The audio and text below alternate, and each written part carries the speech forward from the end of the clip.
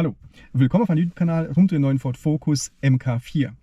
Im heutigen Video geht es um die Sicherheit des Autos oder nicht nur unseres Autos, sondern allen Autos, alle Modelle, alle Marken, Ford, BMW, Audi, wie sie alle heißen. Darum geht es. Falls euch solche und andere Themen interessieren, abonniert meinen Kanal, es ist komplett kostenlos für euch. Ich hatte euch vor längerem schon mal ein Video gezeigt, wie man relativ einfach das Auto entsperren kann. Das Video verlinke ich euch hier oben in dieser Infokarte. Kurz gesagt, da geht es darum, dass man einfach das Signal vom Auto mit einfachsten Mitteln zum Schlüssel und auch zurück verlängert. Sprich, das Auto sendet das Signal aus. Über zwei Antennen und ein Kabel wird dann das Signal gesendet, also verlängert, an den Schlüssel geschickt und der Schlüssel antwortet dann auch mit dem richtigen Code und dann kann man das Auto entsperren, anmachen und wegfahren. Hierzu gibt es zahlreiche Videos im Internet. Wenn ich jetzt was finde, blende ich es euch mal ein, damit ihr seht, wovon ich spreche. Und das ist relativ simpel. Habt ihr also euren Schlüssel irgendwo an der Außenwand liegen, brauchen die Diebe wirklich nur Sekunden, um euer Auto zu öffnen und dann einfach wegzufahren. Gängige Masche, so wurden schon hunderte, tausende Autos geklaut. Und ja, das birgt natürlich ein gewisses Risiko. Wenn ihr jetzt allerdings sagt, für mich ist es kein Angriffsszenario, weil ich wohne im 15. Stockwerk oder ich habe meine Keyless-Funktion ausgeschaltet aufgrund keine Ahnung von was und ja, dann seid ihr zumindest mal für diesen Angriffshack sicher. Es gibt allerdings einen ganz anderen Hack. Und auch wenn ihr Key-Free oder Keyless ausgeschaltet habt, kommen die Diebe trotzdem rein. Und darüber wurde zumindest mal in den deutschen Medien, soweit ich weiß, jetzt nicht allzu viel berichtet. Allerdings gab es einen Reporter in Polen, der hat es geschafft, sich diese neue Masche mal anzuschauen. Und es betrifft alle Autos. Alte Autos sowie auch brandneue Autos können mit dieser Masche ganz einfach geöffnet und entwendet werden. Je nach Auto dauert der Angriff ca. 1 Stunde und dann haben Diebe kompletten Zugriff zu eurem Auto. Und ich verlinke euch das vollständige Video des Reporters unten in meiner Videobeschreibung und wie immer auf meiner Internetseite. Und ja, es gibt dafür eine Lösung, zu der kommen wir gleich. Aber zuerst mal das Video vom Reporter, damit ihr wisst, wovon ich spreche. Also, der polnische Reporter hat jetzt hier diesen sogenannten bulgarischen Gameboy. Er drückt mehrmals auf das Auto bzw. betätigt 3-4 Mal den Handgriff. Das Auto sendet an den Schlüssel einen Code aus, weil es braucht ja den richtigen Antwortcode vom Schlüssel, bekommt ihn allerdings nicht. Allerdings der Gameboy hat jetzt diese 4 Anfragen und berechnet jetzt, während man einen Kaffee trinken geht, den richtigen Code. Und ja, nachdem der richtige Code dann berechnet worden ist, kann das Auto ganz einfach ohne den eigentlichen Schlüssel geöffnet werden. Ich blende euch jetzt mal ein, wie es weitergeht. Also der polnische Reporter hat jetzt an diesem Auto diesen Angriff durchführen lassen. Und wie ihr seht, er hat nur den Gameboy in der Hand, nicht den richtigen Schlüssel. Das Auto geht ganz normal auf, als ob er der eigentliche Besitzer wäre und als ob er den Schlüssel dabei hätte. Und nicht nur das, er kommt nicht nur ins Auto rein, sondern er kann mit diesem bulgarischen Gameboy auch das Auto ganz normal einschalten und damit wegfahren. Eine ganz, ganz spannende Reportage. Schaut sie euch mal an, wenn ihr da Interesse habt. Und das funktioniert auch bei ganz, ganz neuen Modellen und bei allen möglichen Marken. Das Angriffsszenario ist also realistisch.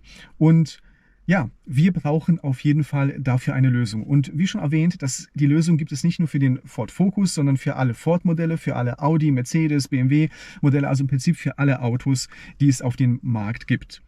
Und ich zeige euch jetzt mal, wie das Ganze funktioniert, wenn das Ganze denn schon eingebaut ist. Also, los geht's. Wir haben den Schlüssel in der Hand, wir öffnen das Auto, steigen ins Auto ein und wollen das Auto starten.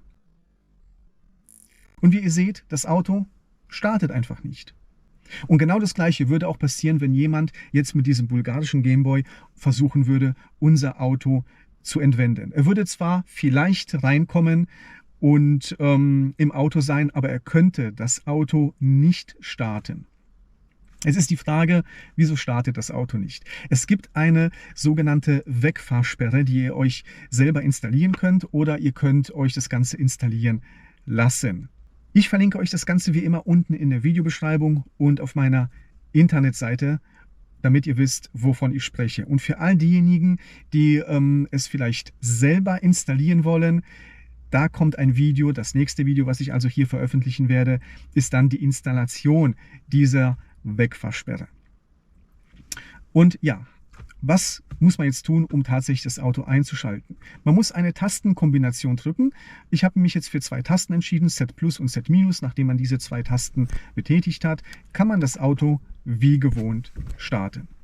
So einfach, so simpel, aber doch so effektiv.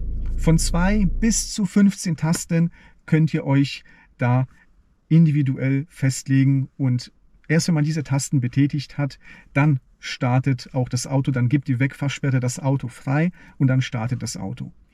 Ihr könnt da also das Bremspedal benutzen, das Gaspedal, Tasten auf dem Lenkrad, Tasten hier in der Tür, Tasten hier unten. Ihr könnt euch also dann quasi eine Kombination ausdenken, wie ihr wollt, und erst nach Eingabe dieser Kombination ist diese Wegfahrsperre dann deaktiviert und dann könnt ihr das Auto starten. Wenn ihr jetzt sagt, Tastenkombination schön und gut, ich möchte aber nicht bei jedem Einsteigen da eine Tastenkombination drücken, alles gar kein Thema. Diese Wegfahrsperre hat auch die Möglichkeit, entsperrt zu werden über einen Bluetooth-Transponder. Habt ihr den also am Schlüssel, dann erkennt die Wegfahrsperre, dass ihr der richtige Besitzer des Autos seid, entsperrt dann, sobald ihr ins Auto einsteigt, und dann könnt ihr das Auto ganz normal starten. Also alternativ zu der Tastenkombination entsperrt dann der Transponder das Ganze. Und ja, es gibt natürlich auch eine App, sprich ihr könnt auch mit dem Smartphone das Ganze dann entsperren, beziehungsweise das Smartphone entsperrt automatisch dann euer Auto. Ihr steigt also ins Auto ein, die Wegfahrsperre erkennt, da ist ein angelerntes Smartphone, das ist das meines Besitzers, und entsperrt dann im Hintergrund die Wegfahrsperre, und ihr steigt ein und könnt dann ganz normal wegfahren. Also ganz viele Möglichkeiten, die dann diese Wegfahrsperre bietet. Bevor ich es vergesse, die Wegfahrsperre, mit der könnt ihr auch einstellen, ob Start-Stopp beim Starten des Autos aktiv ist oder deaktiviert ist. Könnt ihr also auch einstellen. Ihr könnt da noch ganz, ganz viele andere Sachen einstellen. Mehrere Codes könnt ihr einstellen. Ihr könnt die Reichweite des Bluetooth-Dongles einstellen. Also wann soll das Ganze reagieren? Ihr könnt auch nur mal vorab für diejenigen, die dann sagen, was ist denn, wenn die Wegfahrsperre jetzt einfach, wenn man weiß, wo die ist und einfach abgezogen wird, könnt ihr alles dann auch nochmal zusätzlich absichern, dass falls die Wegfahrsperre dann abgezogen wird, also nicht mehr aktiv ist, dass das Auto dann trotzdem nicht startet. Es gibt viele Sicherheitsvorkehrungen, um euer Auto dann sicher zu machen. Wie immer verlinke ich euch alles unten in der Videobeschreibung auf meiner Internetseite. Schaut es euch an und seid gespannt auf das nächste Video. Da zeige ich euch den Einbau dieser Wegfahrsperre und die Konfiguration. Knöpfe, Bluetooth-Transponder, aber auch Smartphone, sowie auch natürlich das Einstellen, ob Start-Stopp beim Start des Autos aktiv oder deaktiviert sein soll. Ich hoffe, das Video hat euch gefallen. Falls ja, Daumen hoch, seid gespannt aufs nächste Video, und ich wünsche euch wie immer einen schönen Tag und bis zum nächsten Mal. Macht's gut. Ciao.